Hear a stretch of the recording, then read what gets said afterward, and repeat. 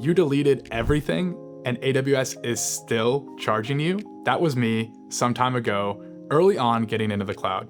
I set some stuff up in AWS, a database, a couple EC2 instances, and an S3 bucket. When I was done, I deleted everything. The console literally said, deleting. I figured I was good. Then I got a bill I wasn't expecting. And I know I'm not the only one. I talk to computer science students and developers wanting to experiment with the cloud regularly. And there's one fear that comes up more than anything else. I'm worried about spinning up stuff in the cloud and charges getting out of control. The thing is, AWS doesn't charge you in mysterious ways. It charges you in specific, predictable ways that no one taught you to look for. That's a knowledge gap that we're closing today. We're gonna walk through a cleanup checklist I share with students and others who have this fear. Don't let cloud billing scare you. By the end of this video, you'll have what you need to put that fear behind you. Bookmark the video and the blog post and come back to it at the end of every project. When I deleted my RDS database, AWS offered to create a final snapshot. This makes sense, as it's best practice for production systems. You want that backup. But when you're learning, it's just a checkbox you might click through without even thinking. The database was gone, but that snapshot sat in my account, quietly costing me money. Same thing with EC2. I terminate my instance, but the EBS volumes that were attached, they don't always get deleted with the instance. In this case, they were still sitting there accumulating charges every month. And elastic IPs. When you terminate an instance, there's that circumstance where elastic IPs doesn't always go with it. It just sits there, unattached, costing you a few bucks a month. Not huge, but it adds up when you forget about it. None of this is hidden. It's all documented, but no one tells you to look for it when you're learning. What gets me the most is when a student gets a surprise bill, they don't think, I messed up a cleanup step. They think AWS secretly charges you. Then they tell their classmates, and that becomes the story. That narrative keeps people like you from learning skills that would actually help your careers. And hearing those stories is exactly why I'm making this video. Now, before we get into the cleanup, if you haven't created an AWS account yet, there's something I wish existed when I started. AWS has a free account plan where you get $100 in credits just for signing up, and you can earn up to $200 total by completing activities. The key part, you literally cannot be billed. When your credits run out or 6 months pass, your account just closes. Absolutely no risk of a surprise bill. If you want more flexibility, maybe you're working on a longer project, you can go with the paid plan instead. Same credits, but your account stays open. The trade-off is you can be billed beyond your credits, which is exactly why the billing alarm I'm about to show you matters. All right, the checklist. This is what I share with every student I work with. Step 1, start with your bill, not your console.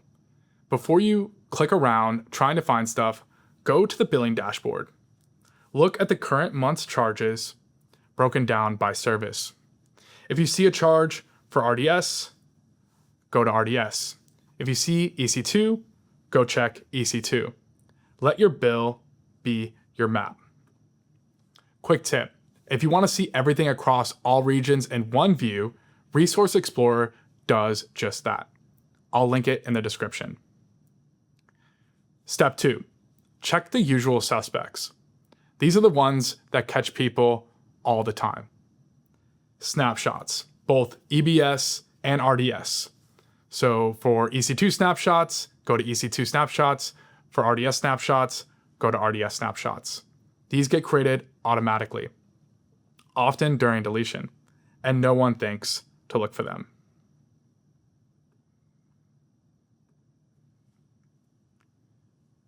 Unattached EBS volumes.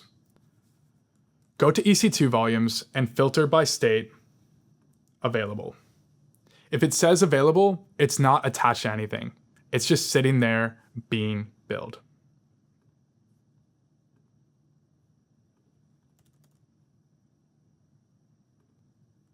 Elastic IPs. If any are listed and not associated with a running instance, release them.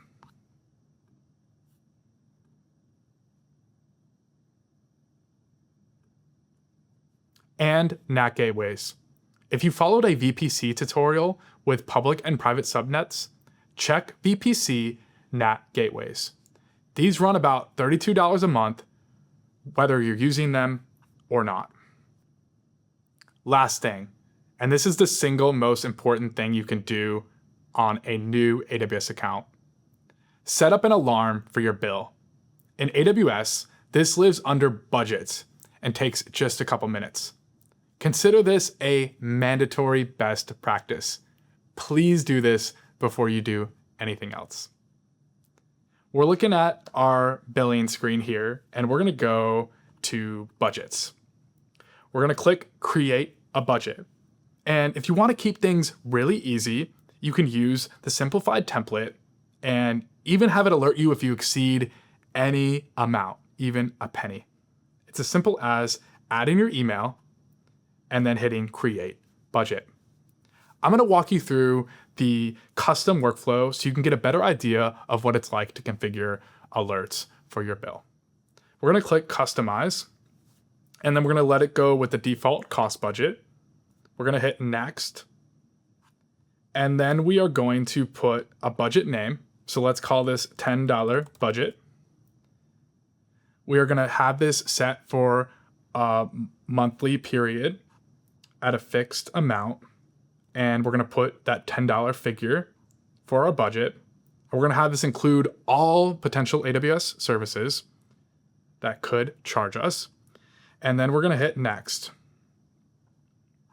Now, here's where we add different alert thresholds. So for example, we can do 80%. This way, if you're at $8 of your $10, you can get that email before it even hits that $10 threshold. And we're gonna put our email, and we are going to add yet another alert for the full threshold of 100%. Awesome. Now we can go ahead and hit next to finalize the budget creation process. Gives you the full breakdown of everything that we've just configured, and you can now hit create budget. That fear of a surprise cloud bill, it's valid. Every dollar matters when you're a student, but once you understand where surprise charges actually come from, and it's a pretty short list, that fear goes away completely. 3 things. 1, if you want zero billing risk, choose the free account plan. You get credits and you cannot be charged. If you want your account to stick around, go paid. But please remember, set up that billing alarm. 2, bookmark this checklist. Come back to it at the end of every project. 3, start that account, build the project, learn the skills. Don't let the fear stop you.